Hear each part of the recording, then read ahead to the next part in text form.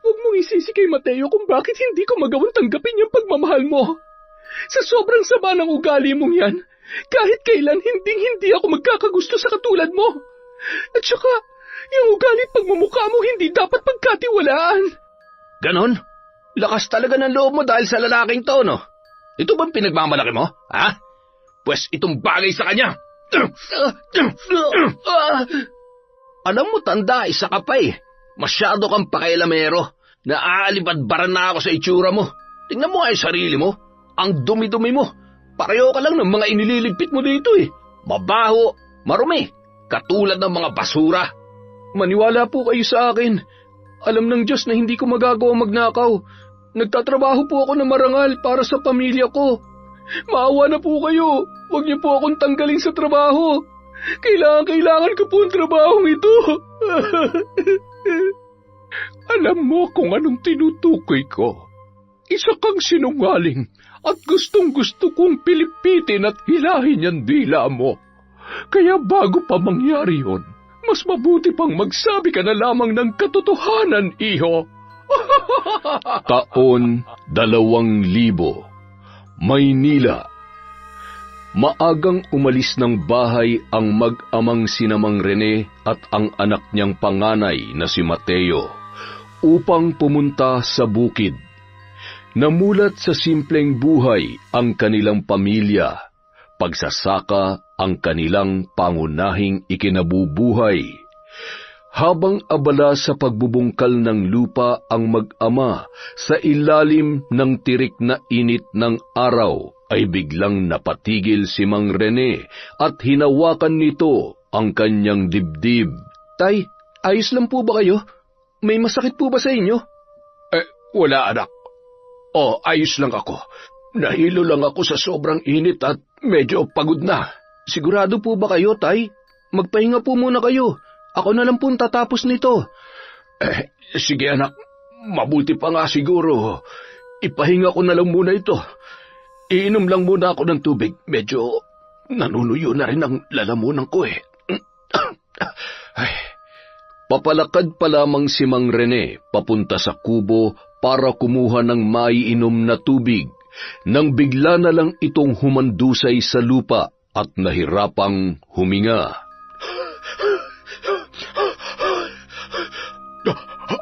Tay! Tay! Tay! Natatarantang itinayo at inalalayan ni Mateo ang kanyang ama at dinala na sa kubo. Pinaupo niya yon at isinandal ng maayos. Nagmamadali siyang kumuha ng isang basong tubig at ipinainom yon sa kanyang ama. Nang makainom na si Mang Rene, kahit papaano ay medyo umayos naman ang kanyang pakiramdam. Tay, ano po bang nararamdaman ninyo? Ay, sumikip ang dibdib ko at medyo nahirapan akong huminga. Pero huwag ka mag-alala, anak. Ayos na ako. Kailangan ko lamang ng kaunting pahinga. Tatay naman eh. Sabi ko naman po sa inyo, wag na muna kayong pumunta dito sa bukid eh. Kaya ko naman mag-isang gawain dito. Doon na lamang po kayo sa bahay. Nagkakaedad na kayo't humihina na ang katawan nyo. Kailangan nyo na rin po talagang magpahinga sa pagtatrabaho. Ano ka ba naman, anak? Kailangan nating kumayod hanggat may lakas at kaya pa. Kailangan nating makapag-ipon para sa pag-aaral ninyo. Magkokolehiyo ka na sa susunod na pasukan, kaya dapat ay magdoble kayod tayo. Tay, wag nyo na pong intindihin yun. Ang intindihin nyo yung kalusugan nyo. Mas mahihirapan po tayo kung magkakasakit pa kayo. Mabuti pa, ihatid ko na muna kayo sa bahay para makapagpahinga na kayo na maayos. Matapos ihatid ang kanyang ama, ay bumalik na uli si Mateo sa bukid para tapusin ang naiwang trabaho. Dapit hapon na nang makauwi ng bahay ang binata. Nadatnan niya ang kanyang ama na noon ay inuubo. Ang kanyang ina naman ay naglalaga ng dahon ng lagundi.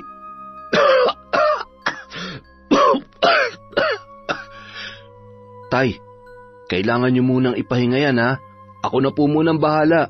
Magpagaling po muna kayo. Pero, anak, Tay, wag na po matigas ang ulo ninyo. Ay, kailangan niyo pong ingatan ang sarili niyo, Tay. Hindi man naging madali para kay Mateo na mag-isang gawin ang trabaho sa bukid, kinakaya niya yon para masigurong makapagpapahinga ng maayos ang kanyang ama. Makalipas ang ilang araw, wala pa ring pagbabago sa kalagayan ni Mang Rene. Hindi mapigilang mag-alala ng buong mag-anak, lalo na't napapansin nila na mas lalong lumulubha ang kanyang kalagayan. Isang gabi, nagising si Mateo at ang ina nito dahil sa walang humpay na pag-ubo ng kanyang ama. Nanginginig namang ibinuka ni Mang Rene ang hawak niyang panyo. Nag-aalala naman na nilapitan at natakot si Mateo nang makita ang dugo sa puting tela. Diyos ko, Tay, may kasama na pong dugo ang ubo ninyo. Hindi na lamang po simpleng ubo ang nararamdaman niyong yan. Nay, bukas ipatingin na po natin si tatay sa center. anak, ay, Wag na. dadagdag lamang yan sa gastusin natin. Nako, pwede bang paminsan-minsan ay bawasan mo yung katigasan ng ulo mo? Tama ang anak mo, kailangan mo na ng doktor para maagapan yung sakit mo. Saan naman tayo kukuha ng pampadoktor ko? Gastos lamang yan. Baka madala pa ito sa mga halamang gamot. Tay, mahalaga po ang kalusugan ninyo. Kailangan po namin kayo kaya dapat magpagaling kayo kaagad. Yung pera po na naipon para sa pag-aaral ko, gamitin na po muna natin sa pagpapacheck up ninyo, Tay. Pero anak, para yun sa sa pag-aaral mo, hindi pwede. Tay, mas importante po na gumaling kayo. Yung pag-aaral, makakapaghintay naman yan. Kahit anong oras pwede kong balikan yan, Tay. May punto ang anak mo, Rene. Sige na, matulog na tayo at bukas ay maaga tayong aalis para hindi na natin kailangang makipag-unahan sa pila. Kinaumagahan, maaga silang gumising. Ang ina at ang bunsong kapatid ni Mateo ang sasama sa kanilang ama sa pagpapagamot, habang si Mateo naman ay ipagpapatuloy ang pagtatrabaho sa bukid. Nay, eto po yung pera na pampacheck up ni tatay. Mag-iingat po ay sa biyahe, ha? Sige anak, salamat. Ikaw nang bahala dito sa bahay, ha? Isara mo na lamang ng maayos. Kumain ka rin muna bago ka pumunta sa bukid. Huwag magpapatuyo ng pawis at baka ikaw naman ang magkasakit. Napabuntong hininga na lamang si Mateo habang nakatanaw sa malayo. Hindi mawala sa kanya ang mag-alala sa kalagayan ng kanyang ama. Sa kasamaang palad, malubhanga ang sakit ni Mang Rene. Ang mabilis na pagbagsak ng kanyang katawan, pag-ubo na may kasamang dugo at lagnat ay dahil sa sakit nitong tuberkulosis. Mabuti na lamang malakas ang pangangatawan ng kanyang pamilya kaya walang nahawa sa kanya. Dahil sa nahihirapang huminga si Mang Rene, nanatili siya ng halos 2 linggo sa ospital. Bagamat may barangay at municipal health assistance, hindi pa rin sapat yon na pambayad sa bill sa naturang ospital. Gastos pamasahe, pagkain at gamot. Nagpabalik-balik pa sila dahil sa hindi pa rin bumubuting kalagayan ni Mang Rene. Sa loob ng 3 buwan lamang ay nabaon na sila sa utang. Hindi man ipinapahalata ng nanay ni Mateo ay ramdam niya ang pagkabalisa nito dahil sa kanilang kalagayan at pag-aalala sa kanyang asawa. Hindi sapat ang perang kinikita nila sa pagtatanim sa bukid, kaya nagdesisyon si Mateo na magtrabaho at makipagsapalaran sa Maynila. Bago siya umalis, dumaan muna siya ng ospital para magpaalam sa kanyang mga magulang. Sigurado ka ba, anak, na magtatrabaho ka sa malayo?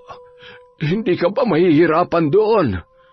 Tay, kailangan po para may pangbayad tayo sa pagpapagamot at makabayad tayo sa mga utang natin. Ipagpapaliban ko na muna ang pag-aaral. Hayaan nyo, Tay, pag gumaling na po kayo at nakapag-ipon ako, mag-aaral po ulit ako. Tutuparin kong pangarap natin. Hindi ko po kayo bibiguin. Gusto ko, kasama kayo ni Nanay sa pag-abot ng pangarap ko, kaya kailangan nyo pong magpagaling, Tay. Ay, sige anak. Basta, mag-iingat ka doon. Huwag mong kalimutan na tumawag sa amin, ha? Balitaan mo agad kami pagka nakakuha ka na ng trabaho. Kung hindi sana ako nagkasakit ay hindi mo sana kailangan na. Niyakap na lamang niya ang kanyang ama ng mahigpit, pati na rin ang kanyang ina bago siya umalis. Hindi mapigilan ni Mateo na tumulo ang kanyang luha. Bumiyahe ng mag-isa at susunduin siya ni Gaspar, na kakilala ng pinsan ni Mateo na taga Maynila, na siya ring tutulong sa kanya na makapasok sa trabaho. Pagkababa ng bus ay agad naman niyang tinawagan ang kanyang sundo na ilang minuto na ring naghihintay sa kanya. Sa tulong ng lalaki, nakapag-apply si Mateo sa kumpanya na pinagtatrabahuhan nito bilang isang call center agent. Bagamat sekundarya lamang ang kanyang natapos, hindi yun naging balakid para makapasok siya agad sa trabaho dahil sa husay at abilidad nito sa pagsasalita. Hindi dapat ako panghinaan ng loob para to sa pamilya ko. Kailangan ko lang magtiwala sa sarili ko. Kaya ko to. Diyos ko, tulungan niyo po ako. Ipinapaubaya ko na po sa inyo ang aking magiging kapalaran dito sa Maynila. Alam kong hindi niyo naman po ako pababayaan. May tiwala po ako sa inyo. Madali niyang napasa ang interview at agad na nakapasok sa nasabing kumpanya. Naiiyak sa tuwa na tumawag ang lalaki sa kanyang ina para ipaalam ang magandang balita na labis namang ikinatuwa ng kanyang mga magulang. Salamat naman sa Diyos. Basta mag-iingat ka dyan at huwag mong pababayaan ang sarili mo, ha? Opo, Nay. Kayo rin po dyan, ha? Sabihin niyo po kay tatay, magpagaling na siya. Magpapadala po ako agad ng pera pag sumahod na ako. Laking pasasalamat ni Mateo kay Gaspar sa lahat ng tulong nito sa kanya. Pansamantalang nanirahan muna siya sa bahay ng lalaking naging malapit niya ring kaibigan. Isang gabi, hindi makatulog si Mateo dahil sa hindi niya maipaliwanag na dahilan. Nakahigaman ay buhay na buhay ang kanyang diwa at kahit anong posisyon ng paghiga ay hindi pa rin siya dinadalaw ng antok.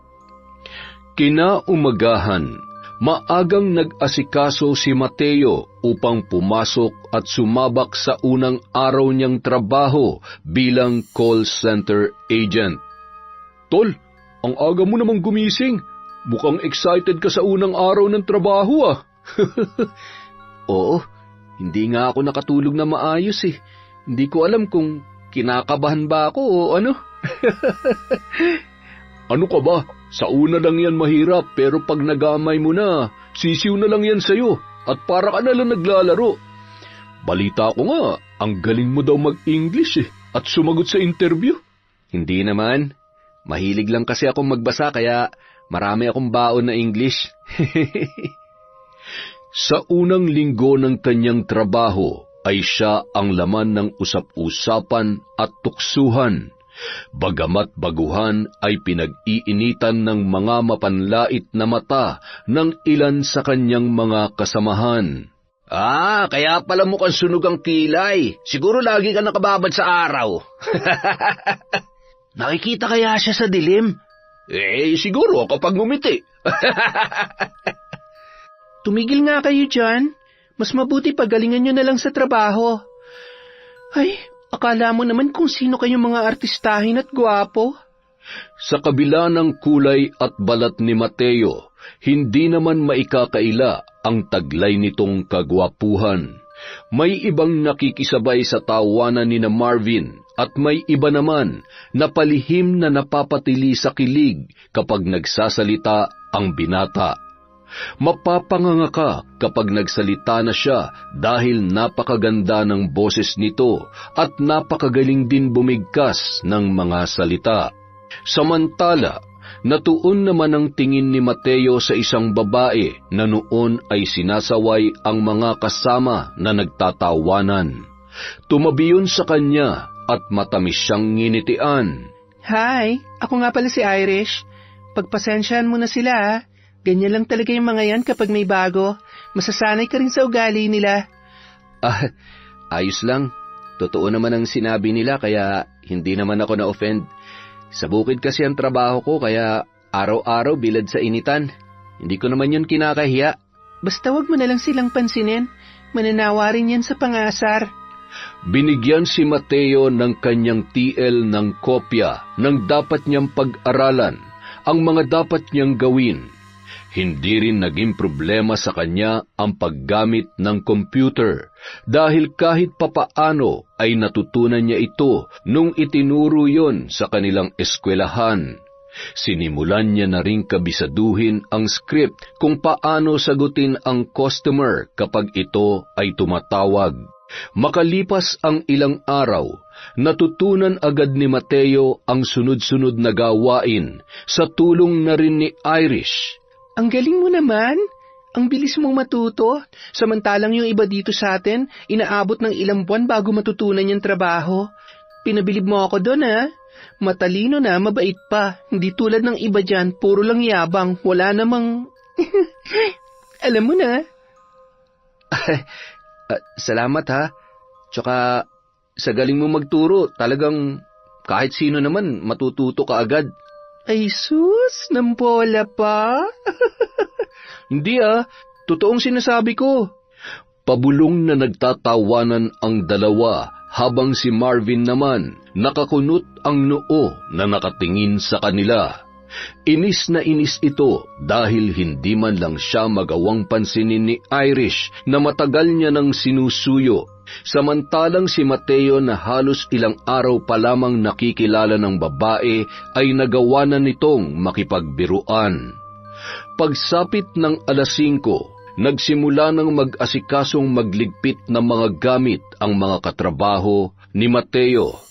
Oras na kasi ng uwian. Ang iba may kanya-kanya pang ginagawa, may nagsusuklay at ang iba naman ay papunta sa banyo. Hay, salamat. Natapos din ang maghapong pagsagot sa mga tawag ng makukulit at... Hay, sige Mateo, mauna na ako ha. Bukas na lang ulit. Ingat ka sa pag-uwi mo. Samantala, habang naglalakad si Mateo palabas ng gusali, nagmamadali namang patakbong naglakad si Marvin at sinadyang banggain ang binata. Dahilan para mabangga din ang medyo may kaedaran ng lalaki na nooy kasalubong niya na may dalang walis at mga kagamitan sa paglilinis.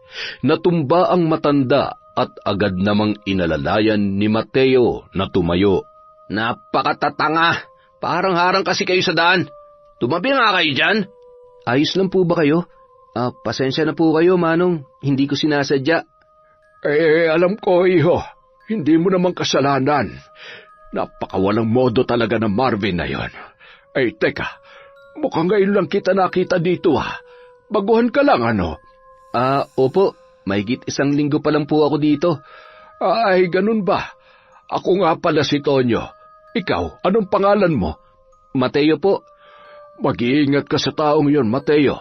Napakagaspang ng ugali noon. Palagi yun laman ng kaguluhan dito. Hindi naman matanggal-tanggal na may-ari kasi, alam mo na, malakas ang kapit dito sa kumpanya at may kahusayan rin naman. Kaya yan, lumaki ang ulo. Marami din ang hindi tumagal at nagsisialisan dahil sa kanya. Kaya ikaw, wag mo na lang siyang pansinin ha, kung gusto mong magtagal dito sa trabaho mo. Nagpasalamat si Mateo sa paalala ng matanda.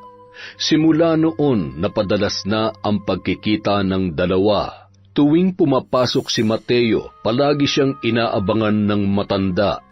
Malayo pa lamang ang binata ay nakikilala na siya ni Mang Tonyo dahil sa napakatamis niyang pagngiti.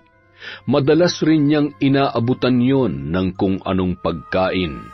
Napakabait talaga ni Mateo. Maswerte ang mga magulang niya sa kanya. Sana'y tumagal siya sa kumpanyang ito.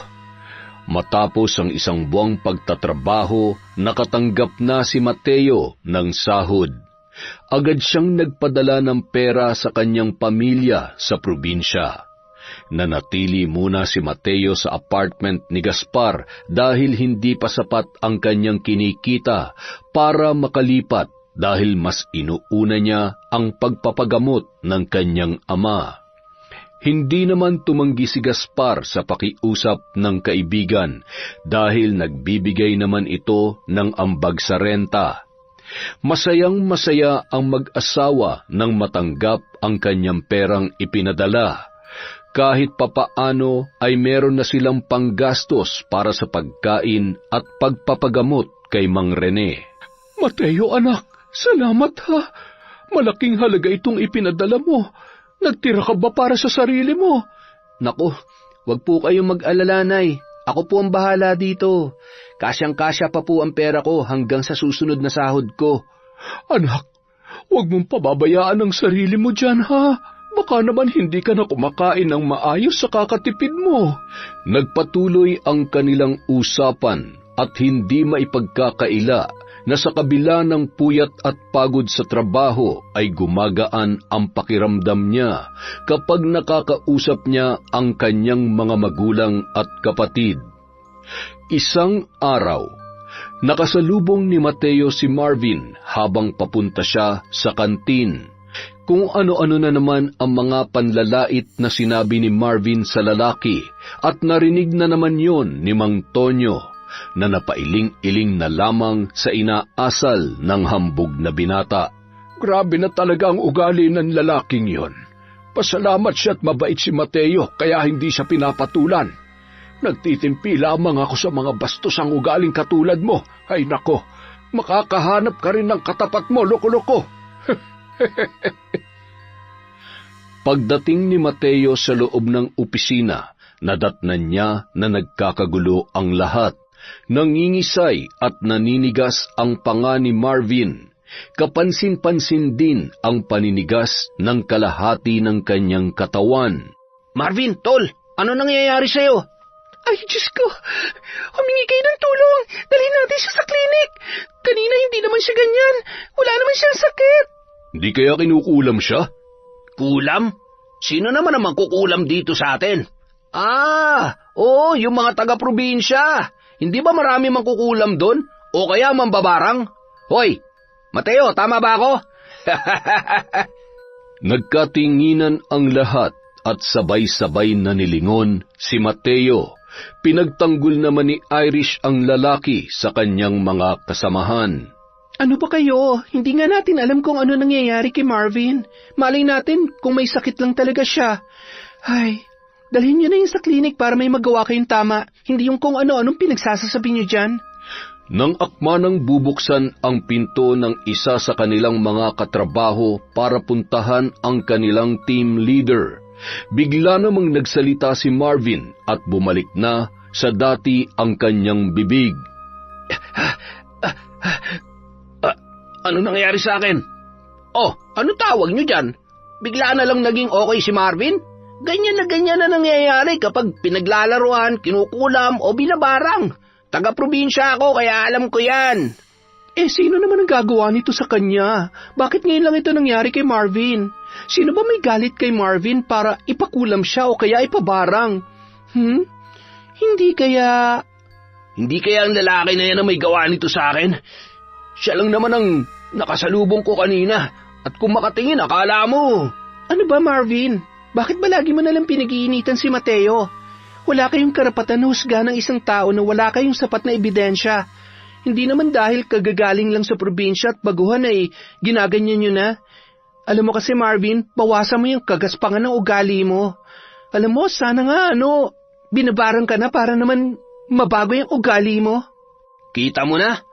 Baka pati ikaw ginayuman na ng lalaking yan kaya nagkakagusto ka na sa kanya at ganun mo na lang siya ipagtanggol. Wala ka na talagang matinong naiisip, no?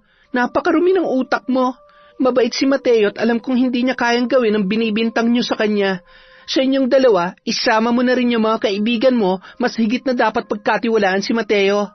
Inawat na lamang ni Mateo si Irish para hindi napatulan si Marvin. Lumabas na muna saglit ang dalawa para humupa ang tensyon sa pagitan nila.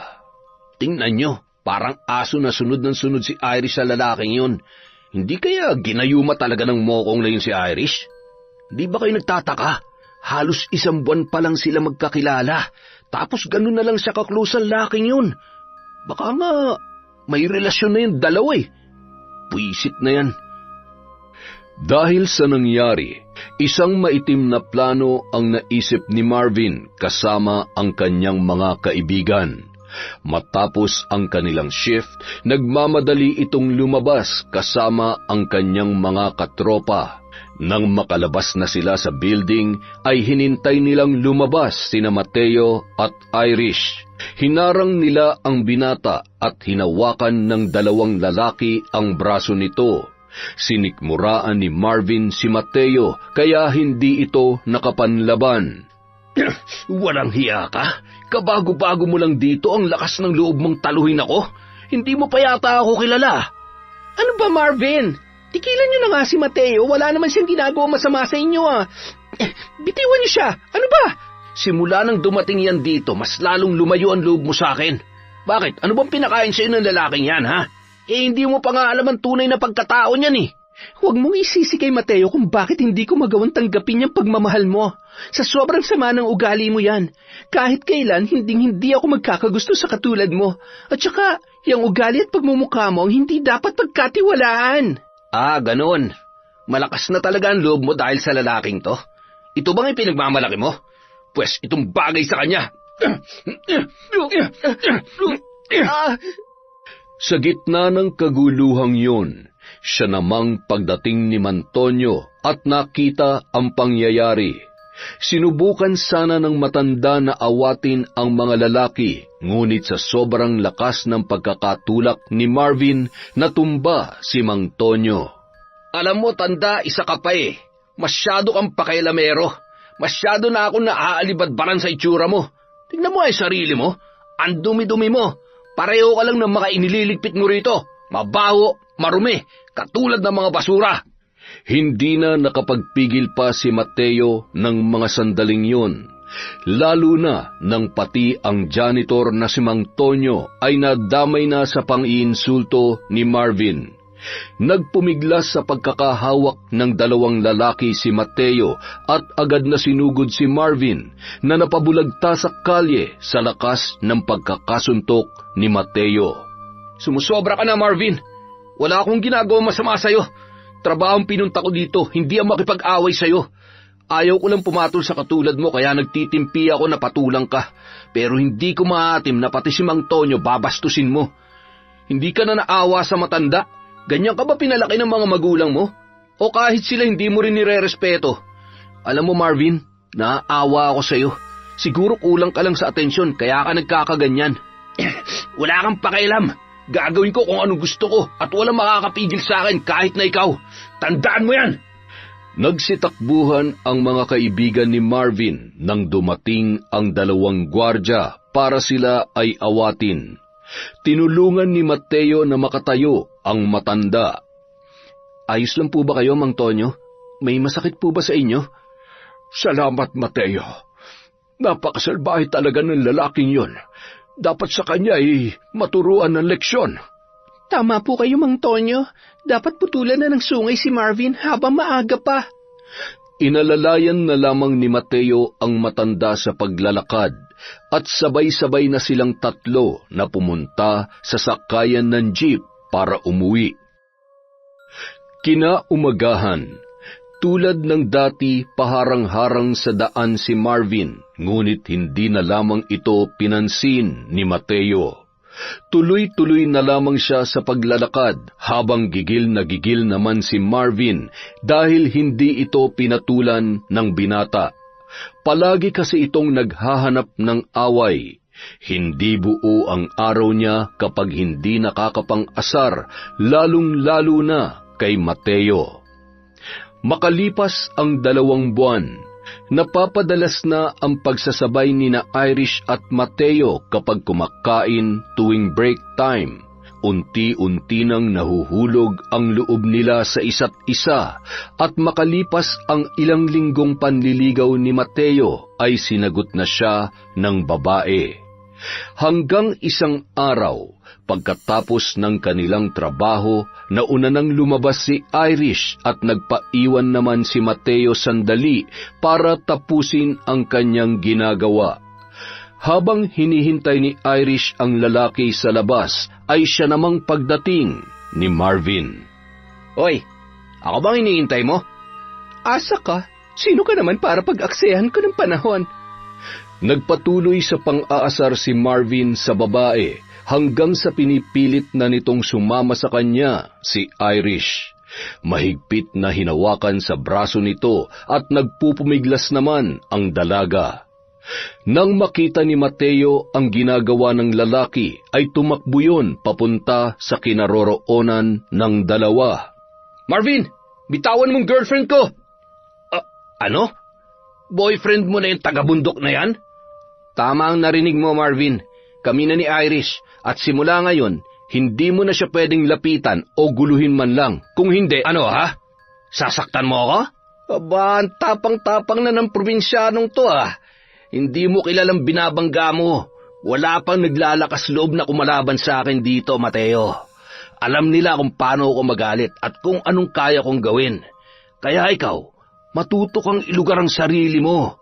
Umalis na lamang ang magkasintahan at iniwan si Marvin na noon ay nakakuyom ang mga kamay habang naninigas ang bagang.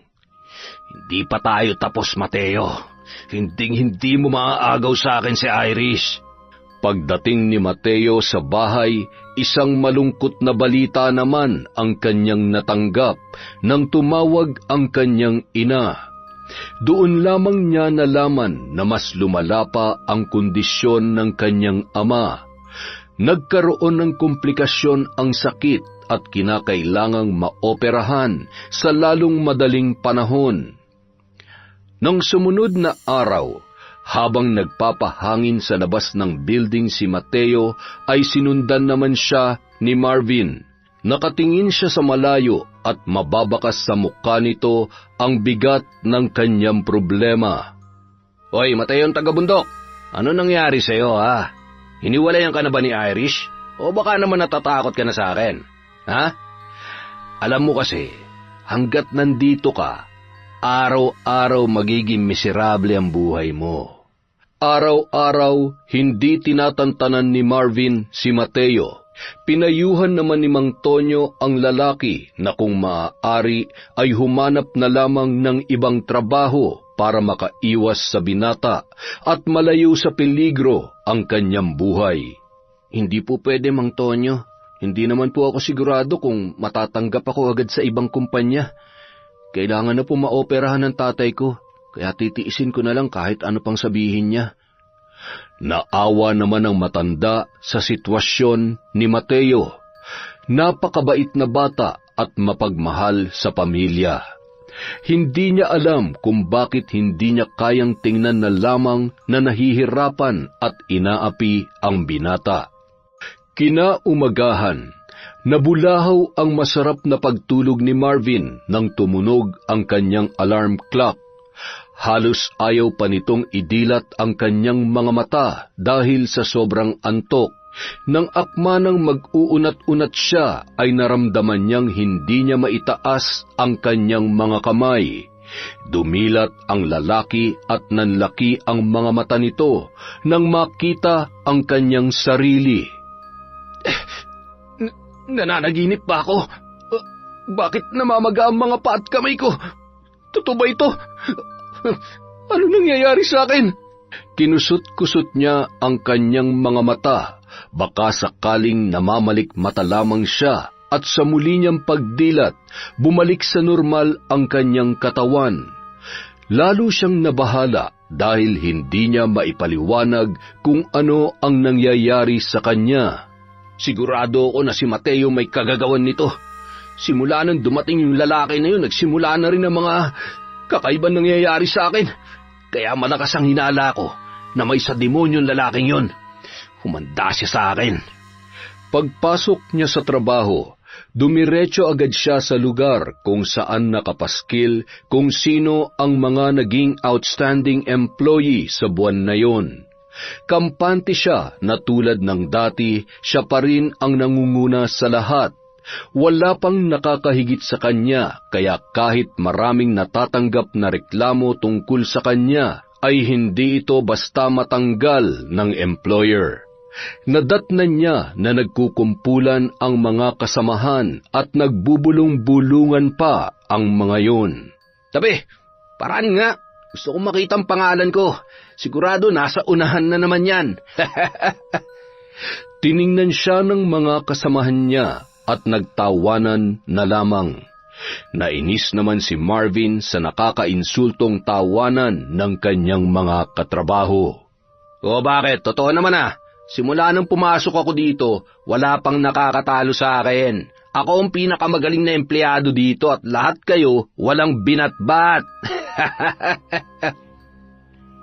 Hindi siya makapaniwala nang makita niya ang pangalan ni Mateo na nangunguna sa listahan. Napakuyom ang kanyang mga kamao habang tinititigan nito ang pangalan ng lalaki. Lalong tumindi ang kanyang galit na nararamdaman ng pagtawanan at asarin siya ng kanyang mga katrabaho. Sobrang napahiya ang binata sa mga pinagsasabi nito. Tarantadong Mateong yan. Lahat na lang yata balak agawin sa akin. May araw ka rin makita mo. Tingnan lang natin kung hindi ka pa umalis sa gagawin ko sa'yo. Nag-iisip ang lalaki kung paano niya tuluyang paaalisin si Mateo sa kumpanya. Samantala, walang pasok si Mateo at nagdesisyon siya na maghanap ng murang apartment na malapit sa kumpanyang kanyang pinagtatrabahuhan. Nagpatulong siya kay Irish dahil mas kabisado nito ang lugar na yun. Sa ilang oras na paghahanap ay nakakuha rin sila at sa araw ding yon ay lumipat na si Mateo. Matapos magbigay ng bayad sa uupahang bahay, yung sobrang pera ay itinabi niya para ipunin, para maipadala sa probinsya. Irish, salamat ha. Tara, kain tayo. Libre kita bilang bayad sa pagsama mo sa akin at sa pagtulong sa paglilipat ko. Ano ka ba? Hindi naman ako humihingi ng bayad. Para saan pang naging girlfriend mo ko at hindi kita tutulungan? Ikaw pa ba? Malakas ka sa akin eh. Salamat talaga ha. Napakaswerte ko naman ikaw ang naging girlfriend ko. Maganda na, matalino at mabait pa. Hindi matumbasan ang sayang nararamdaman ng dalawa nung araw na yun. Kinaumagahan, nagkasabay pa ang magkasintahan papasok sa gusali ng kanilang kumpanya. Masaya si Mateo at nanibago na hindi siya pinagtripan ni Marvin. Hinayaan lamang sila na dumaan at walang ginawang katarantaduhan sa kanila o kahit magparinig man lang. Ano yun? Pagod na ba o bumubuelo lang? Huwag mo nalang pansinin. Baka nagsawa na sa pang-aasar sa'yo. Kung araw-araw sana siyang ganyan, di tahimik ang mundo natin.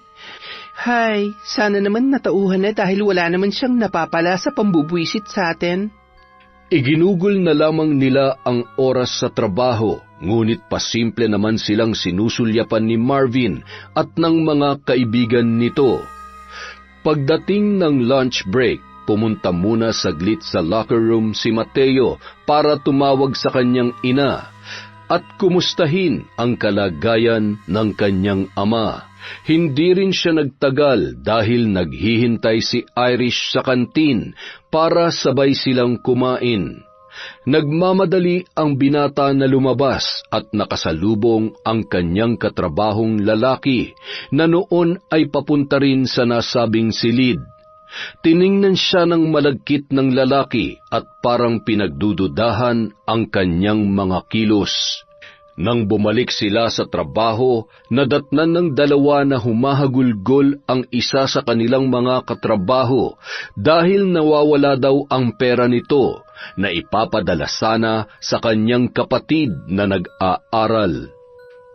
Sino naman kaya ang walang pusong kukuha nun? Hindi na naawa.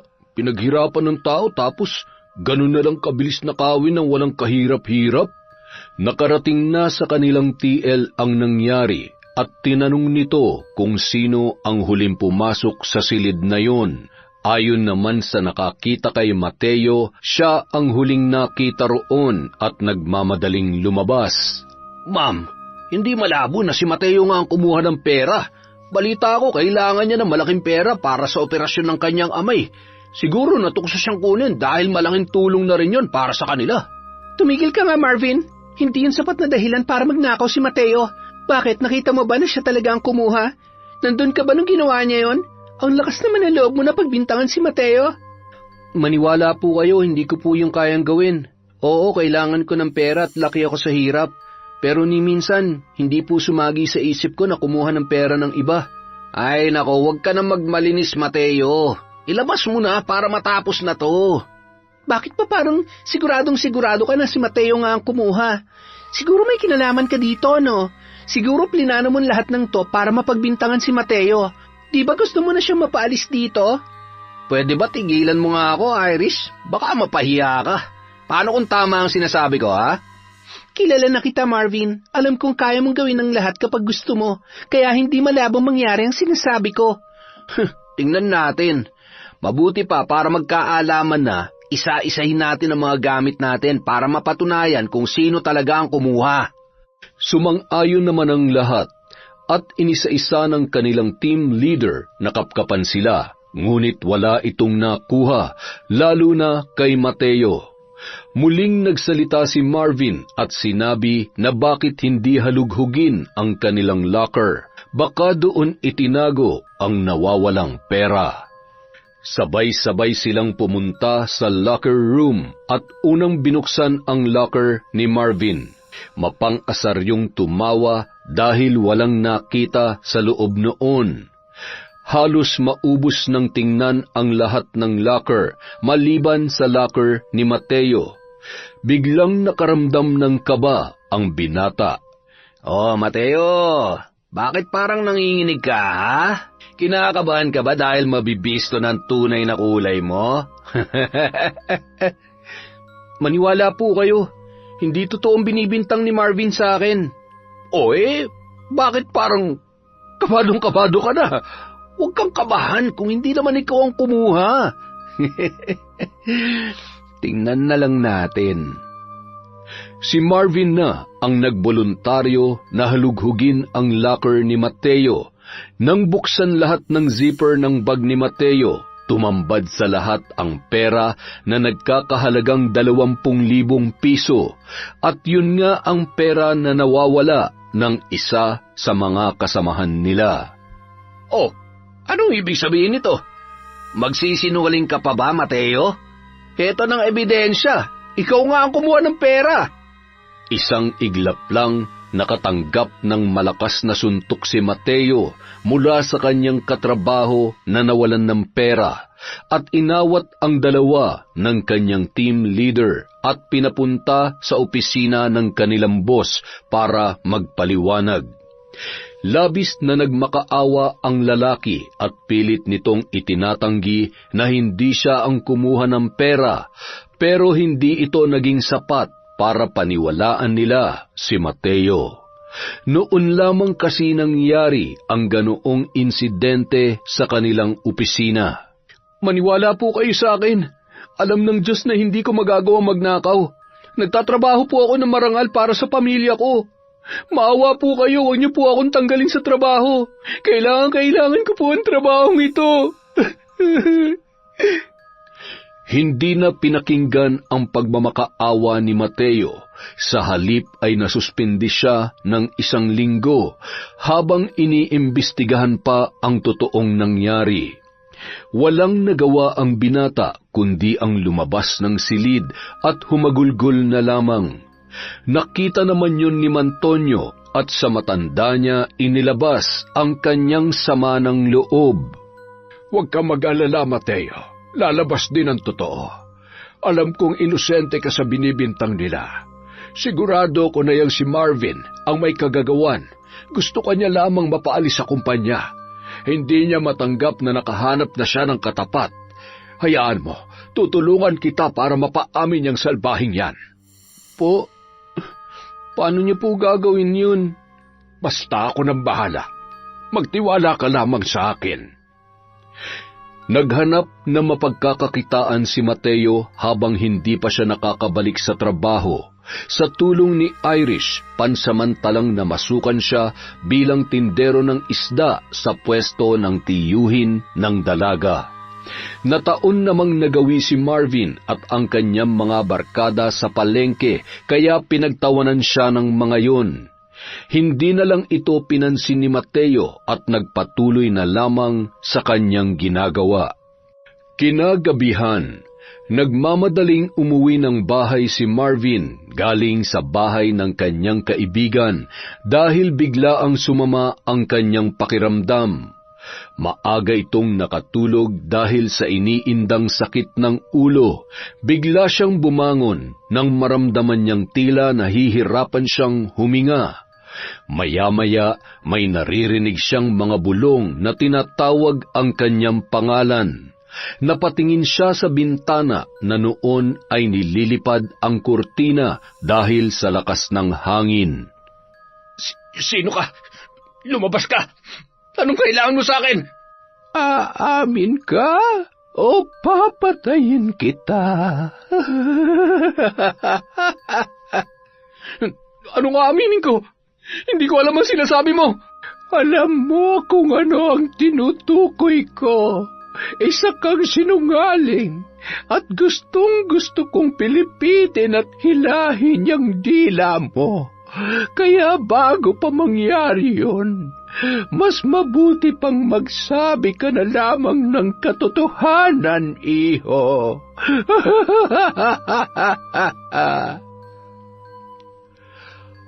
Paulit-ulit na naririnig ni Marvin ang nakakatakot na tinig na yon.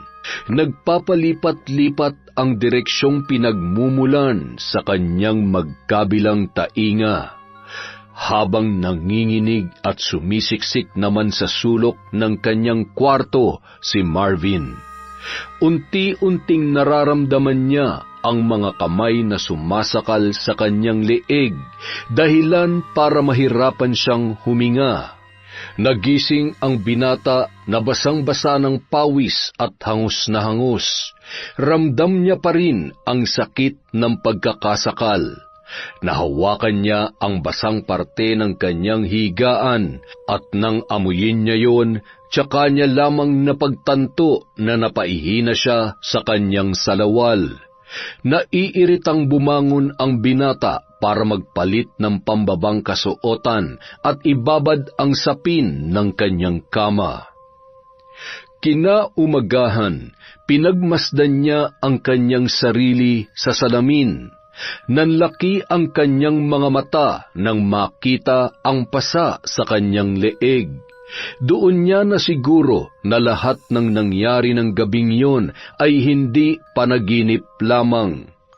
Hanggang sa pagpasok niya sa trabaho ay naririnig pa rin niya ang nakakatakot na tinig ng matandang babae. May mga pagkakataon na mag-isa siyang nagsasalita at napagkakamalan siyang baliw ng mga kaibigan at katrabaho niya. Oo na, aamin na ako. Tigilan mo na ako. Patahimikin mo na ako. Oo na, kasalanan ko na. Ako na may pakala na lahat. Naiinis lang ako sa lalaking yun at galit na galit ako sa kanya. At yun lang ang paraan para mapaalis ko siya dito. Oh, Inuusig na yata ng konsensya si Marvin. Umaamin na sa kanyang kasalanan. Iba talagang maningil ang karma. Ay, kawawa naman si Mateo. Napilitang tanggalin sa trabaho ng pamunuan ng kumpanya ang lalaki dahil sa nangyari at wala na rin sa tamang pag-iisip para magampanan ang kanyang tungkulin. Makalipas ang 3 araw ay agad namang pinuntahan ni Irish ang kasintahan para ipaalam ang magandang balita na pinababalik na siya sa trabaho. Totoo ba yung sinasabi mo, Irish? Sinasabi ko na nga ba si Marvin talagang naglagay ng pera sa bag ko eh. Napakasama talaga ng ugali nun. Buti naman at tinatablan pa siya ng konsensya. Bigla namang pumasok sa isip ni Mateo ang sinabi ni Mang Tonyo.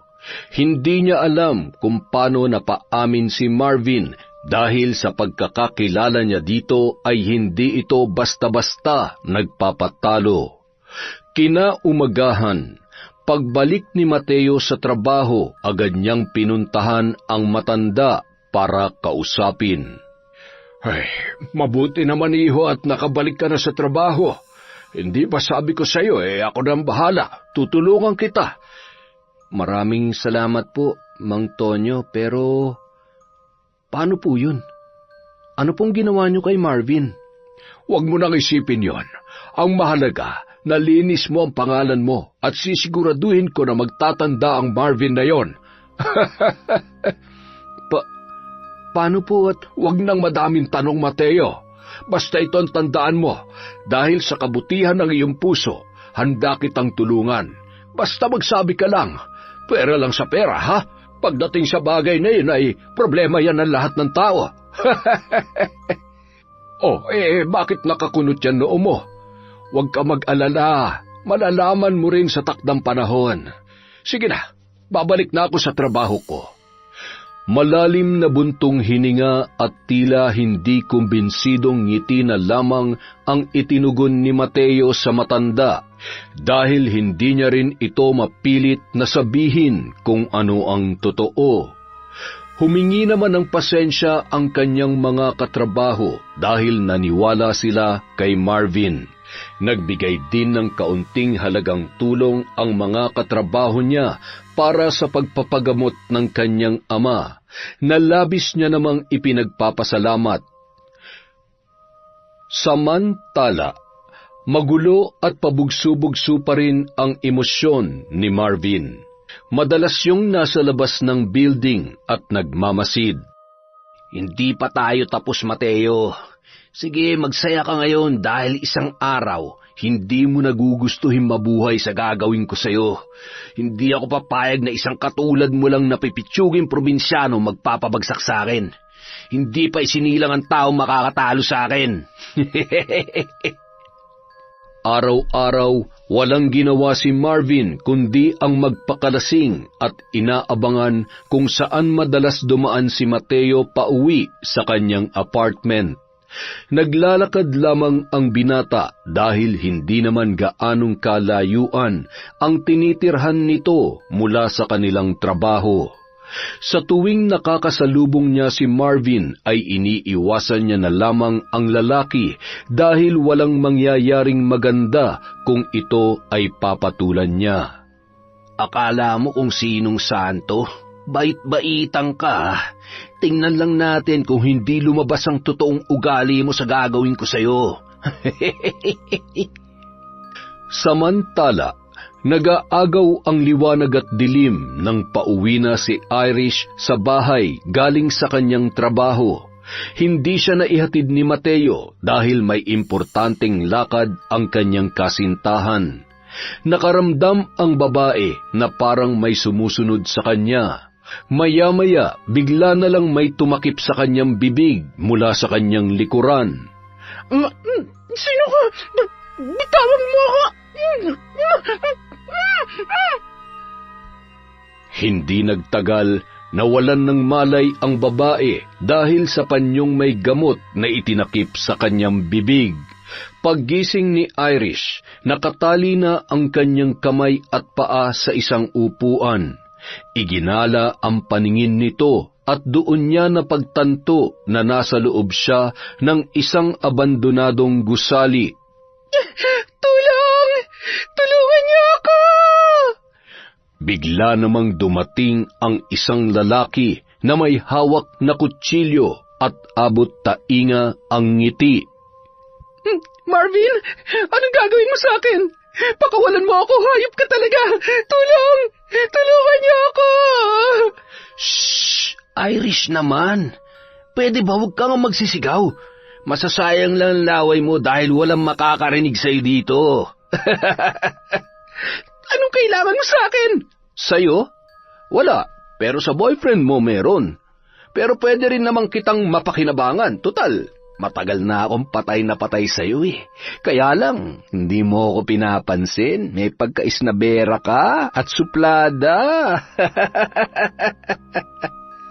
Demonyo ka talaga, Marvin! Huwag mo sasaktan si Mateo!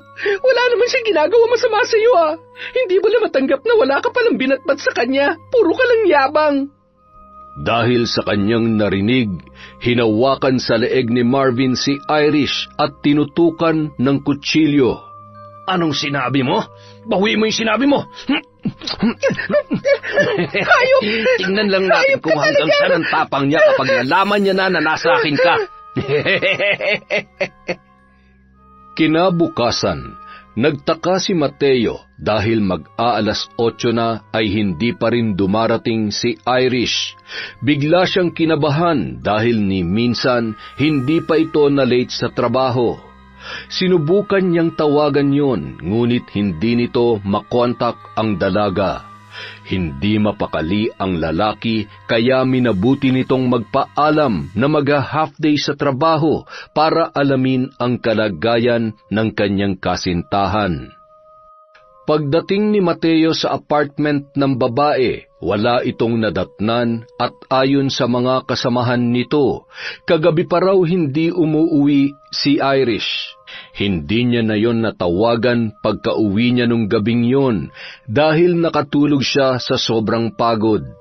Ang buong akala niya ay ligtas na nakauwi yon sa bahay. Madalas kasi silang nakakatulog at nakakaligtaan ng mag-text o tumawag kapag sila ay napagod buong araw. Maya-maya, biglang tumunog ang kanyang cellphone at may tumatawag na hindi niya kilalang numero. Mateo!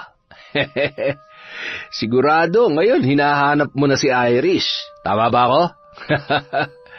Gusto ko lang malaman mo na kung gusto mo pa siyang makitang buhay, pumunta ka sa address na ibibigay ko. Marvin! Nakikiusap ako. Huwag na huwag mo sasaktan si Irish. Relax. Hindi ko naman siya sasaktan, lalo na kung bibilisan mo at susunod ka sa magiging usapan natin. Mag-isang tinungo ni Mateo ang address na binigay ni Marvin. Hindi siya humingi ng tulong dahil yon ang bilin ng lalaki. Halos mahigit 1 oras niyang binaybay ang daan patungo sa lugar na yon. Malayo at luma na ang abandonadong gusali na bumungad sa kanya. Pagkapasok niya ay agad naman siyang sinalubong ng nakangising si Marvin. Nasaan si Irish? Sumunod ako sa usapan natin kaya magaling. Ganyan dapat. Masunurin ka naman pala eh. Pakawalan mo na si Irish. Ako naman ang kailangan mo, di ba? Huwag mo na siyang idamay. Huwag kang mag-alala. Pakakawalan ko naman yung syota mo. Kaya lang, parang gusto ko munang tikman eh. Demonyo ka. Huwag mong gagalawin si Irish. Kung hindi, ano? Papatayin mo ako? Isa lang ang lalabas na buhay sa atin dalawa rito at sinisiguro ko sa'yo na ako yun. Buong puwersang sinuntok ni Mateo si Marvin. Tumulo ang dugo noon kung saan tumama ang nanginginig na mga kamao ng galit na binata. Lalo tuloy nagngit-ngit si Marvin nang makita ang pagtulo ng kanyang dugo. Dahilan para magpatuloy ang suntukan at nagpagulong-gulong ang dalawa. Nang mapaibabawan ni Marvin si Mateo ay binunot niya ang kutsilyo mula sa kanyang bulsa. Ano? Lalaban ka pa, ha? Gusto mo bang itara ko dyan sa leg mo to, ha? Walang kasing lakas na pinilipit ni Mateo ang braso ni Marvin hanggang sa mabitawan ang kutsilyong hawak nito. Itinulak at tinadyakan niya ang pribadong bahagi ng katawan nito, dahilan para mamilipit yon sa sakit. Susugurin niya sanang muli si Marvin nang biglang may humawak sa kanyang braso. Humahalakhak ang mga yon at patuloy naman siya sa pagpupumiglas. Tinali ang mga kamay nito at ibinitin ang lalaki sa tapat kung saan nakagapos ang kanyang kasintahan na si Irish. Hayop ka, Mateo! Ngayon pagmasdan mo kung paano ko pagsasawaan ang maganda at napaka-sexy mong girlfriend! Wag! Bitiwan mo ako! Mateo! Tulong! Tumigil ka, Marvin! Napakasama mo! Hindi magkamayaw sa kasisigaw si Mateo na punong-puno ng galit para kay Marvin at awa naman para sa kanyang kasintahan na si Irish. Habang pinagsasamantalahan yon sa kanyang harapan, kumuha naman ng tubo ang dalawang kaibigan ni Marvin at walang awang pinaghahampas si Mateo. Demonyo ka, Marvin! Pagbabayad ka sa ginawa mo kay Irish. Wala kaming ginagawang kasalanan sa'yo para gawin mo to sa kanya. Hayop ka! Isinusumpa ko, kapag nakawala ako dito, pagbabayaran mong lahat ng ito. Subukan man ni Irish ang lahat ng kanyang magagawa, wala pa rin siyang laban kay Marvin. Matapos sikmuraan ng malakas ang babae, bigla yun nawalan ng malay. Binuhat ng dalawang lalaki ang walang malay na si Irish. Nakakapagod yun, ah. Sige na, mga pre. Alam nyo na kung anong dapat gawin dyan. Saan nyo dadalhin si Irish? Anong gagawin nyo sa kanya? Pakawalan niyo ako dito! Pakawalan niyo ako! Sa ginagawang pagpupumiglas ni Mateo ay unti-unti namang naputol ang lubid na nakatali sa kanyang kamay. Kasabay ng kanyang pagbagsak ay dinampot niya ang isang tubo at diretsyong ipinukpok sa likod ni Marvin. Bahagyang nagdilim ang paningin ng lalaki at nang makapa ang kanyang balisong, ay walang pakundangan niyang pinagsasaksak si Mateo. Nang makitang duguan na ang lalaki, ay walang kasing bilis tumakbo papaalis si Martin. Halos gumapang naman si Mateo sa maalikabok at mabuhanging semento habang lumalabas sa gusaling yun para humingi ng tulong.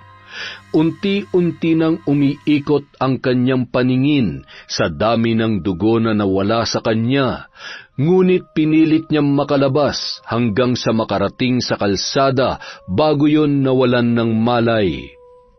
Nang magising ang lalaki, inilibot niya ang kanyang paningin sa isang munting bahay at nabuhayan siya nang makita ang isang pamilyar na muka na marahang ngumiti nang makitang siya ay nagkamalay na.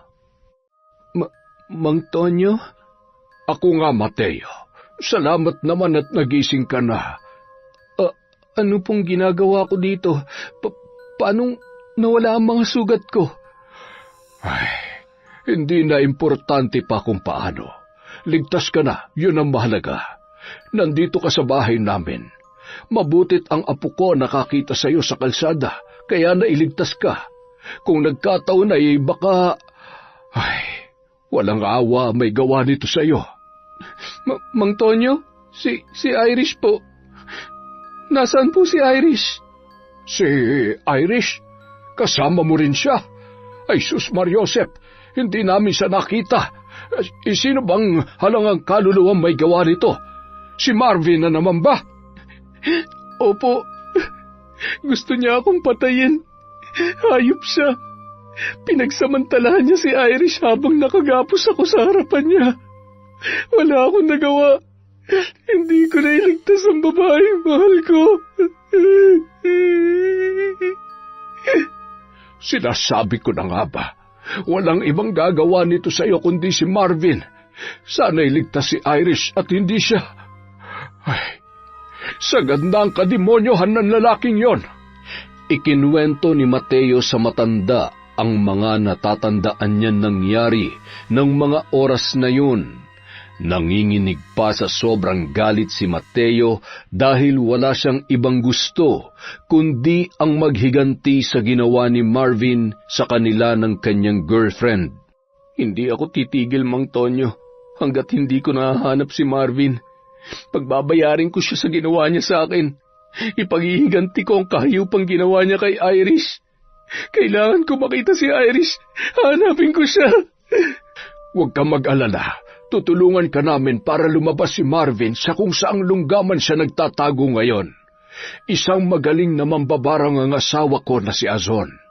Probinsyana din siya at tubong sikihor. Kinailangan niya lamang tumakas sa mga mapanghusgang tao. Nakilala ko siya dito sa Maynila at tinulungan ko na magbagong buhay. Pinili niyang talikuran ang kanyang nakaraan. Pero handa kaming gawin ulit yon para sa'yo, para masuklian ang kabutihan mo. Hindi ko rin maaatim na walang gawin para tulungan ka. Isang takas na mambabarang mula sa probinsya ng Sikihor matapos pagbantaan ang kanyang buhay dahil sinisisi siya sa mga sunod-sunod na pagkamatay ng mga tao sa isang baryo kung saan yun nakatira. Nang araw na yun ay pinili niyang iwan ang kanyang nag-iisang anak na babae at ang kanyang apo sa lalaking inaasahan niyang poprotekta sa mga yun, sa malulupit na mga tao. Ibig niyo pong sabihin, may kinalaman po kayo sa nangyari kay Marvin nung nakaraan at kung bakit siya napilitang umamin sa ginawa niya? Oo, iho. Tinakot ko lang siya para magtanda. At ayun, gusto ko lang din na linisin ang pangalan mo at makabalik ka agad sa trabaho. Matagal na ako nagtitimpi tuwing sinasaktan at minamaliit niya ako. At para na rin sa ibang empleyado na hindi rin tumagal dahil sa sama ng ugali ng Marvin na yon. Sa pagkakataong ito, napatunayan ko na kulang pa ang ginawa namin para putulin ang sungay niya. Lumipas ang ilang mga araw, wala pa ring balita si Mateo tungkol kina Irish at Marvin. Sinubukan niya rin na humingi ng tulong sa pulis pero hanggang ngayon wala pa ring nasasagap na impormasyon ang lalaki. Ito na po ang tamang pagkakataon na gawin ang ating plano. Ito lang ang tanging paraan para mailigtas ko sa kamay niya si Irish at singilin siya sa lahat ng mga kasalanan niya. Inasikaso na ng asawa ni Mang Tonyo na si Aling Azon ang mga gagamitin nila sa ritual. Kumuha siya ng kandilang itim sabay sinindihan at kinuha niya rin ang manikang kulay itim. Iho, anong gusto mong mangyari sa lalaking yon? Lahat ng iyong sasambitin ay siyang mangyayari sa kanya. Gusto kong mamaga at magkasugat-sugat ang bibig niya. Umurong ang kanyang dila nang sa gayon wala nang mapanlait na salita ang lumabas sa bibig niya. Mamilipit sa sakit ng kanyang ulo at usigin siya ng kanyang konsensya hanggang sa hindi niya na makayanan. Gusto kong masiraan siya ng bait. Yan ang nararapat sa taong katulad niya. Gusto kong maghirap siya sa natitirang oras niya dito sa mundo. Habang hawak ni Aling Azon ang kamay ni Mateo, nagsimula ng umusal ng orasyon ang matandang babae. Sa kabilang dako naman, halos mabingi si Mateo sa lakas ng hangin na umiihip sa lugar na kanilang kinaroroonan. Sumisigaw at hawak ang kanyang ulo at pilit na tinatakpan ang kanyang tainga upang pigilan ang mga boses na kanyang naririnig. Sa pamamagitan ng aking itim na kapangyarihan, inuutos ko na dinggin ang kahilingan ng lalaking ito. Lahat ng namutawi sa kanyang bibig laban sa Marvin na yon ay mangyayari. Magbabayad ka, Marvin. Matitikman mo ang bagsik ng aking paghihiganti. Mararanasan mo kung anong sakit ang naramdaman ko sa ginawa mo sa akin. Isinusumpa ko yan.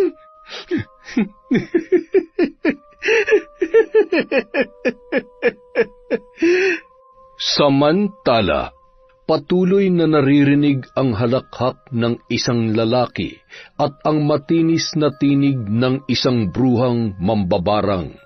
Unti-unti ring namamaga ang kanyang bibig at parang lupang tigang na nagbibiyak-biyak ang kanyang labi.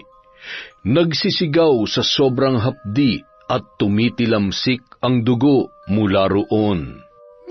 Aray! Tama na! Tigilan niyo na ako! Hindi ko na kaya! Sabay-sabay na ang sakit na nararamdaman ni Marvin. Unti-unting nagdidilim ang kanyang paningin at tumutulo ang mga nanlalamig niyang pawis. Maya-maya, naaninagan niya ang isang lalaki na papalapit sa kanya. Sugatan at may hawak na balisong na tumutulo ang dugo. Mababakas sa mata noon ang kagustuhang siya ay patayin anumang oras. Wag! Maawa ka! Huwag ka lalapit sa akin! Pinatay na kita! Patay ka na! Maawa? Bakit? Dininig mo bang pagmamakaawa ko sa'yo? Hindi, di ba? Kaya kung nagawa mo akong patayin, magagawa ko rin yun sa'yo. Huwag, Mateo! Nagsisisi na ako sa mga nagawa ko sa'yo. Nakikiusap ako sa'yo. Nasaan si Irish? Saan mo siya dinala? Sabihin mo! Patay na siya. Napatay ko rin siya. Hindi mo na siya makikita pa.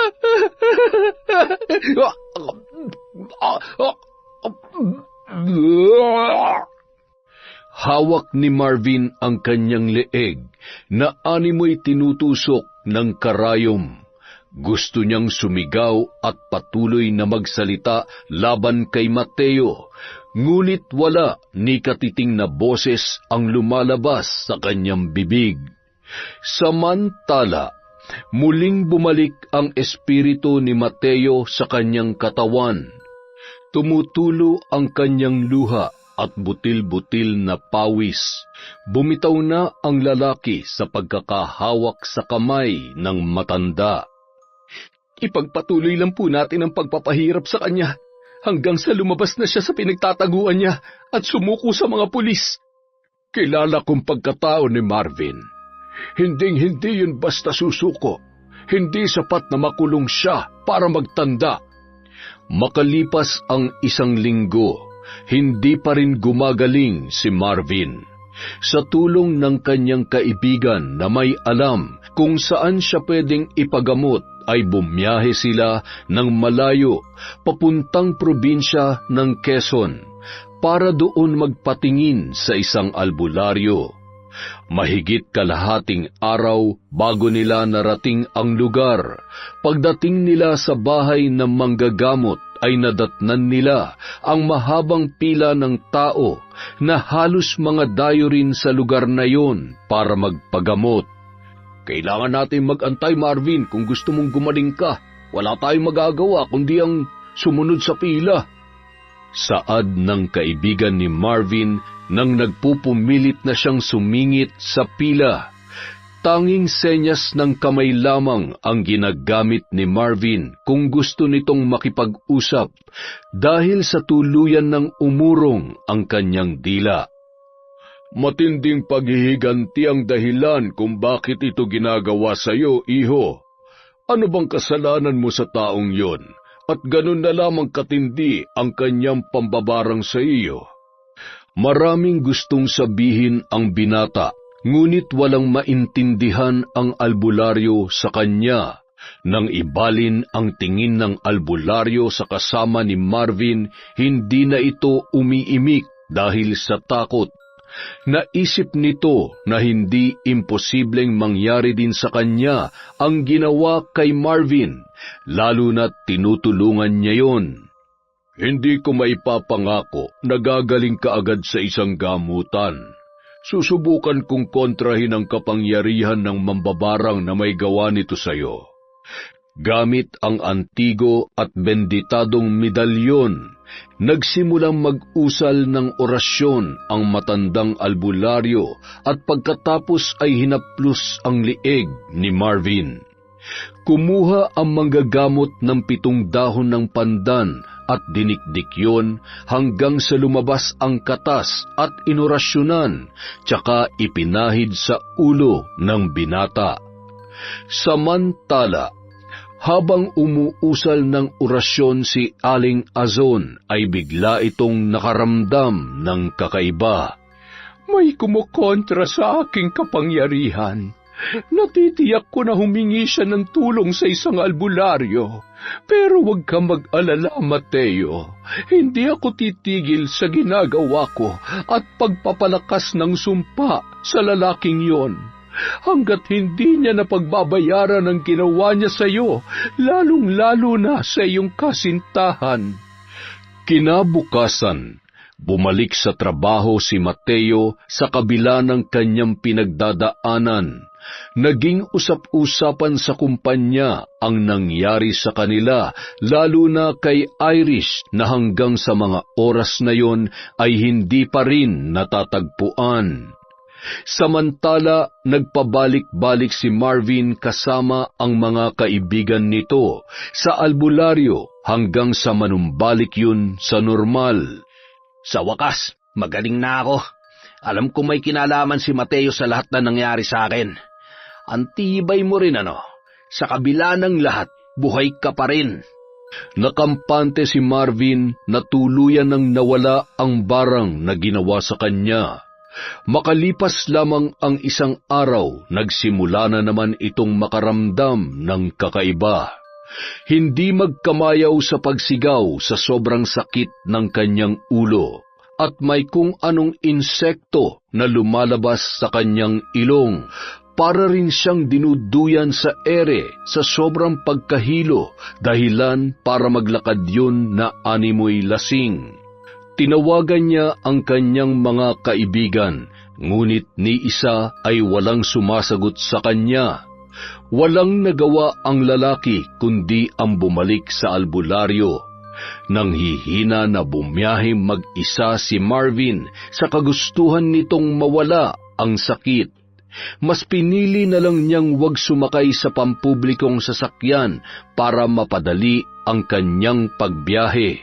Naghanap siya ng mauupahang sasakyan at nagbayad ng malaking halaga para ihatid siya sa pupuntahang lugar. Oh, iho, ikaw na naman. Di ba magaling ka na?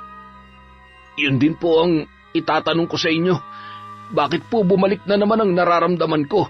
Akala ko po ba'y nakontra nyo ng mambabarang na yun? Kumalma ka lang. Sandali nga. Akin na yung kamay mo. Hinawakan ng albularyo ang kamay ni Marvin. Pumikit at nagsimulang magdasal.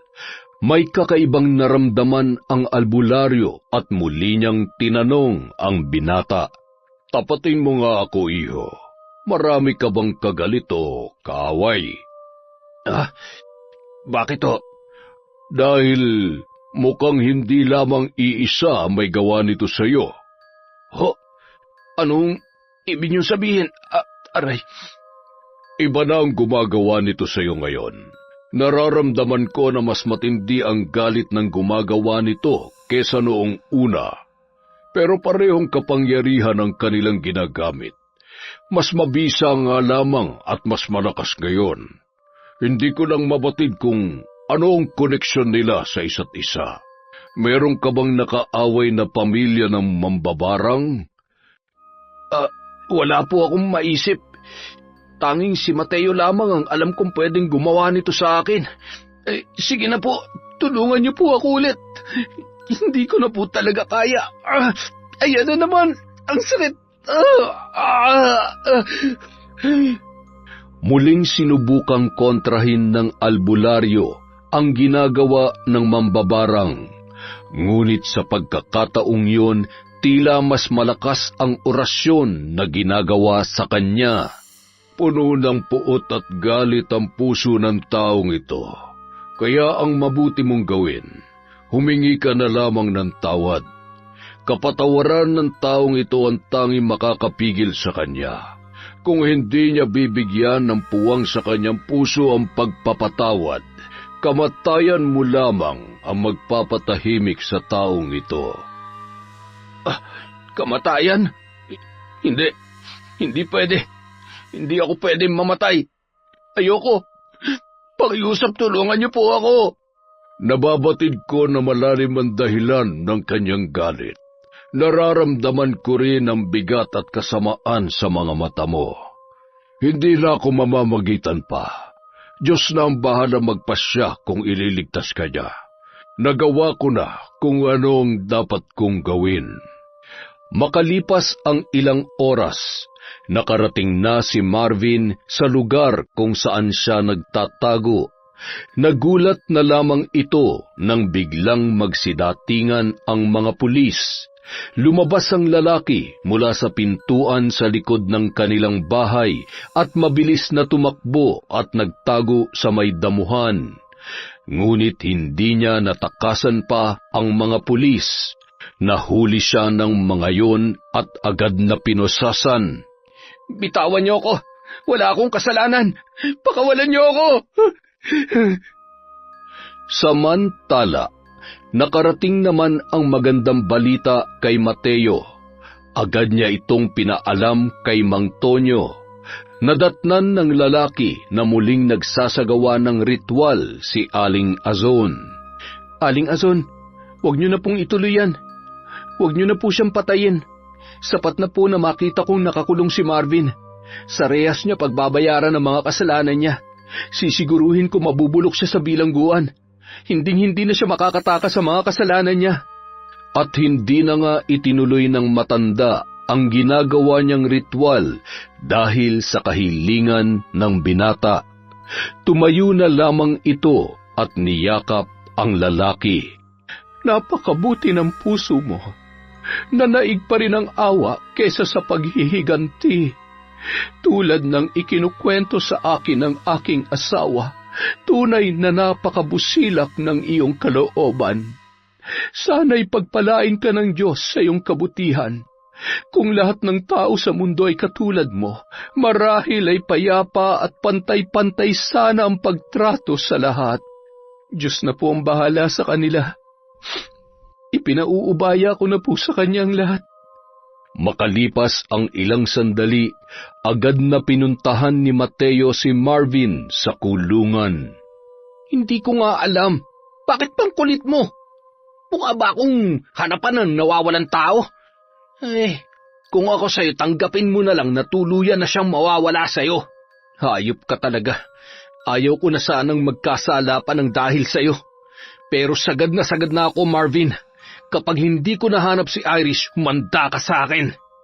Samantala, nang malapit nang sumapit ang gabi, bigla na lamang sumigaw at namimilipit sa sakit ng ulo at tiyan si Marvin.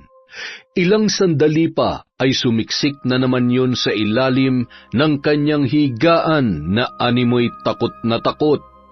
Nandito ka na naman! Tigilan mo na ako! Ayaw ko na marinig ang boses mo! Lumayo ka! Lumayo ka sa akin! Naghagalpakan ng tawa ang mga kasamahan nito. Nababatid nila na nababaliw na ang lalaki. Halos napapadalas ang ganoong eksena at umabot na sa puntong inuuntog na ni Marvin ang ulo niya sa pader, dahilan para tumulo ang dugo mula sa kanyang noo. Dugo! Dugo! Umalis ka dyan! Huwag kayo maingay! Nandyan na naman siya! Papatayin niya tayo, kung kaya huwag kayo maingay, kundi madadamay kayo. Kailangan na natin magtago. Halika kayo, bilis! Kapag nanahimik naman yon ay nakatitig lamang sa isang direksyon habang nginangat-ngat ang sarili niyang kuko. Isang araw, habang sabay-sabay na kumakain ang mga preso, biglang nabaling ang atensyon ng lahat nang tumayo sa taas ng lamesa si Marvin na may hawak na tinidor. May naririnig na naman na tinig ang lalaki na inuutusan siyang kitlin ang kanyang sarili. Walang pag-aatubiling tinarak niya ang tinidor sa kanyang leeg, sabay natumba at tumilamsik ang dugo habang nagsisigawan naman ang mga naroroon. Nangisa yun habang bumubulwak ang dugo sa nakangiwi niyang bibig. Nakarating kay Mateo ang nangyari kay Marvin at agad niyang pinuntahan ang mag-asawa. Humahangos pa itong nakarating sa bahay ng matatanda. Mang Tonyo? Aling Azon? Oh, Mateo, bakit humihingal ka? May problema ba? Si Marvin po, pumanaw na. Meron po ba kayong kinalaman sa nangyari sa kanya? Di po ba ang usapan natin, sa kulungan na lang po natin siya pagbabayarin? Ano? Wala kaming alam sa sinasabi mo, iho. Kung ganun, hindi po kayo? Sino? Palaisipan sa lalaki ang nangyari kay Marvin. Habang naglalakad siya papaalis ng bahay ng mag-asawa, napatigil si Mateo nang biglang may nagsalita mula sa kanyang likuran at bigla siyang napalingon. Tapos na! Irish? Ha? Ang tagal kitang hinanap. Saan ka ba nanggaling? Tinapos ka na. Anong ibig mong sabihin? Anong tinapos mo na? Pinatay ko na siya. Pinatay ko na ang hayop na lalaking yun. Kamatayan niya lang ang tanging kabayaran sa kahayupang ginawa niya sa akin. Masunog sana sa impyerno ang kaluluwa niya. Ano? Ibig mong sabihin, ikaw? Ikaw ang may kagagawan noon sa kanya? Tubong sikihor din si Irish. Natutunan ng babae ang paggamit ng itim na kapangyarihan mula sa kanyang ina nung siya ay nagdadalaga pa lamang. Dahil sa kahayupan at pambababoy na ginawa sa kanya ni Marvin, ay napilitan siyang gamitin yon upang makapaghiganti. Patawarin mo ko, Irish, kung hindi kita nailigtas sa hayop na yon. Patawarin mo ko kung nasira ang buhay mo dahil sa akin. Patawad. Wala kang kasalanan, Mateo. Halang lang talaga ang kaluluwa ng lalaking yon. Kaya dapat lang namamatay siya. Teka, bakit ngayon ka lang nagpakita? Saan ka ba nagtago? Alam mo bang araw-araw pumupunta ako sa apartment mo? Sinubukan kitang hanapin sa tiyo mo pero hindi niya rin alam kung nasaan ka. Nung gabing mapagsamantalahan si Irish, mayroong nakakita at tumulong sa kanya. Kaya ito nakaligtas sa kamatayan. Pinili ng babae na huwag magpakita para makapaghiganti. Siniguro niya na magpapakita lamang siyang muli kapag tapos na ang plano niyang pagpatay kay Marvin. Bumalik muli sa bahay ng dalawang matanda si Mateo kasama si Irish para ibalita kay Mang Tonyo na buhay pa ang dalaga. Habang papalapit ng papalapit sila sa bahay ng mag-asawa, biglang kinabahan si Irish sa hindi nito malaman na dahilan. Oh, bakit Irish? Napahinto ka. Masama bang pakiramdam mo? Nang makarating ang dalawa sa bahay ni Mang Tonyo, natuwa ang matanda nang makita si Irish na buong akala nila ay patay na. Habang nag-uusap ang tatlo, bigla namang lumabas si Aling Azon at pinakilala ni Mang Tonyo ang asawa sa dalaga.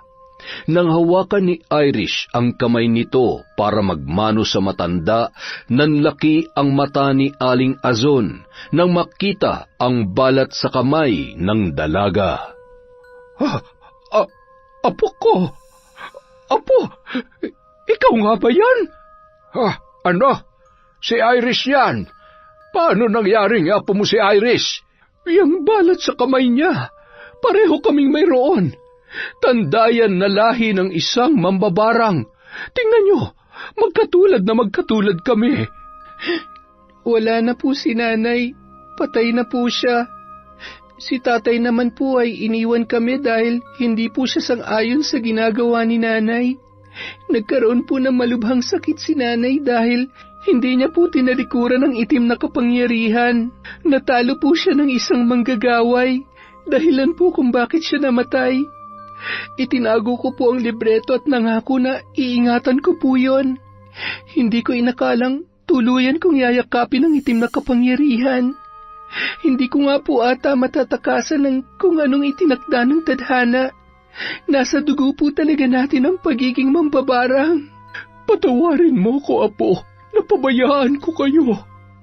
Patawad kung hindi ko kayo naprotektahan ng nanay mo. Mahal na mahal po kayo ni Nanay, Lola. Nagkalayo man po kayo, masaya siya na ligtas kayo sa mga kamay ng tao. Bago siya namatay, binili niya po sa akin na hanapin ko po kayo. Siguro kung nasaan man siya ngayon, masayang-masaya na siya dahil natagpuan ko po kayo. Ay, tingnan mo nga naman ang pagkakataon, oo. Napakaliit talaga ng mundo. Ang matagal ko nang kilala na mabait na dalaga ay apo pala ng babaeng pinakamamahal ko. Habang kinukwento ni Irish ang nangyari sa kanya at kung paano siya nakipagsapalaran sa Maynila, hindi mapigilan ng babae na umiyak habang nakayakap sa kanyang lola. Mabuti na lamang at kinupkup siya ng kapatid ng kanyang ama na tumulong sa kanya upang makapag-aral at magkaroon ng trabaho. Magsimula tayong muli, Irish. Kakalimutan natin ang pait na nangyari sa buhay natin, lalo na sa'yo. Pilitin mo maghilom ang sugat ng iyong puso para makalaya ng iyong sarili sa pait at puot. Sa kabila ng pinagdaanan mo, handa pa rin kitang tanggapin. Tatanggapin kita ng buong buo. Sabay nating palayain ang ating mga sarili sa madilim na nakaraan. Gusto ko, pagkatapos ng lahat ng ito, piliin pa rin natin na maging masaya. Muli silang bumalik sa trabaho at ipinagpatuloy ang buhay. Nailipat ni Irish ng maayos na tirahan ang kanyang Lola Azon at ang asawa nitong si Mang Tonyo. Samantala, masaya namang ibinalita ng ina ni Mateo ang matagumpay na operasyon ng ama nito na labis ipinagpapasalamat ng binata. Umuwi sa probinsya si Mateo kasama si Irish para magbakasyon at dalawin ang kanyang pamilya. Masayang ipinakilala ng lalaki si Irish sa kanyang mga magulang at kapatid bilang kasintahan at malugod namang tinanggap ng pamilya ang mabait at magandang dalaga. Salamat, anak, dahil hindi mo kami pinabayaan. Maraming salamat din sa iyo, iha, sa mga tulong na binigay mo sa anak ko. Tay, may maganda rin akong balita sa inyo. Mag-aaral na po ako ulit. At nagbalik na nga sa pag-aaral si Mateo. Nakiusap siya sa kanyang employer na ayusin ang kanyang schedule sa trabaho para may oras siya sa kanyang pag-aaral. Sa pagsisikap ng lalaki at sa tulong na rin ni Irish, nagawa niyang pagsabayin ang trabaho at pag-aaral. Makalipas ang 4 na taon, nakagraduate na sa kolehiyo si Mateo. Nanatili pa rin siya sa kumpanyang pinagtatrabahuhan. Dahil sa pinakita nitong kasipagan at dedikasyon, hindi naglaon ay napromote ito bilang supervisor. Nakapag-ipon at nakapagpatayo ng malaking bahay sa probinsya. Mas lalong tumibay ang relasyon ni Mateo at Irish hanggang sa nagpakasal na ang dalawa sa simbahan at kasalukuyang naninirahan pa rin sa Maynila kasama ang kanilang mga anak. Sa tuwing matapos akong magkwento ng ganitong mga pangyayari, napapahinto rin ako sandali. Napapaisip kung baka nga ba, sa pagitan ng liwanag at dilim, may mga hiwagang patuloy na umiiral, mga bagay na hindi kayang ipaliwanag ng mata at isip ng tao. Pero gaano man kalaki ang mundong ito, at gaano man kadami ang mga kababalaghang naririnig natin, ang pinakamahalaga pa rin ay manatili tayong may mabuting puso at matatag na loob. Maaaring dumarating ang masasamang pangyayari sa mabubuting tao. Pero ang kabutihan, hinding-hindi yan nasasayang. Maraming salamat sa inyong lahat sa pananatili hanggang dulo ng kwento. Bawat isa sa inyo ay maaaring may iba't ibang mapulot. Pero kung kahit papaano ay napaisip ka, o kahit simpleng naaliw ka pagkatapos ng isang nakakapagod na araw, sapat na yun para sa akin. Nais kong batiin ka, at lahat ng nanunood ngayon, ng kapayapaan at kalusugan. Sana ligtas ka sa bawat biyahe. At sana mainit ang pagtanggap ng tahanan pag-uwi mo. Kapag masyadong mabigat ang mga araw, huwag mong kalimutang magpahinga at alagaan ang sarili dahil ang kalusugan. Walang pwedeng humawak niyan para sa atin. Ang audio na ito ay sininthesis gamit ang teknolohiyang AI mula sa VB-Tuldok VN. At kung kagabi ka nang umuwi mula sa trabaho, o nakahiga ka ngayon habang nakikinig, naway maging mahimbing ang tulog mo. Sana walang bangungot, walang pagod, walang bigat na sumama sa iyo hanggang sa panaginip. Maraming salamat sa tuloy-tuloy na suporta. Hanggang sa muli, kita-kits sa susunod na mga video.